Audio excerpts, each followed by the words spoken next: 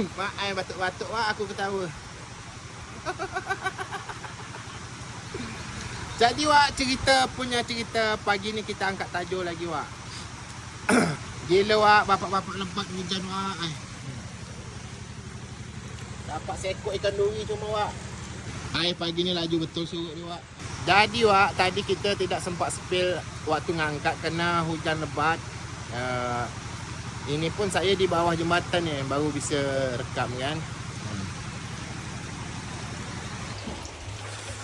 Nasib baik ada lokan wak di rumah wak. Kalau nak ngarap hasil tajuk wak, ke bulu wak. Belum rezeki lagi wak kita masang tajuk. Nanti kita cuba lagi. Lokan ni wak. Kita bakar pula wak lokan. Pambankan lokan lagi wak. Kemarin gulai sudah wak waktu di rumah mak mentua saya. Sekarang kita bakar lagi lokan. Ombankan lokan lagi wak.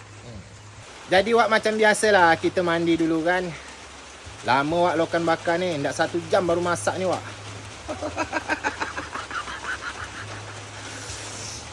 Gila-gila wak. Hujan rambah-rambah wak. Dan di sini kita tengok lokan bakar kita sudah masak. Gila. Menyala wak ai.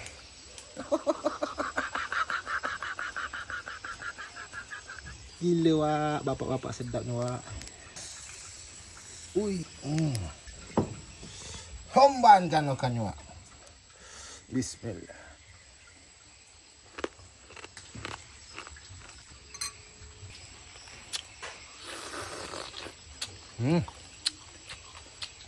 Memang lemak wak lokan bakar ni.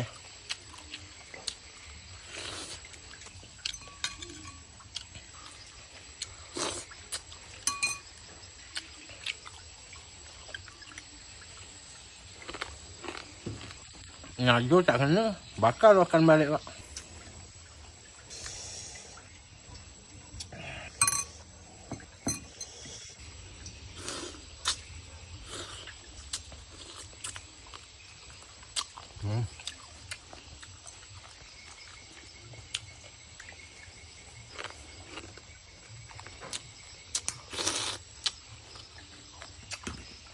Gila wak bapak-bapak lemak.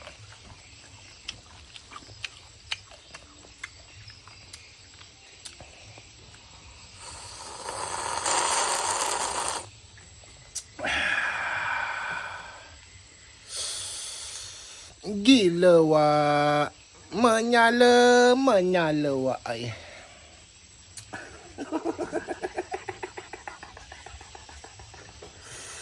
Gila.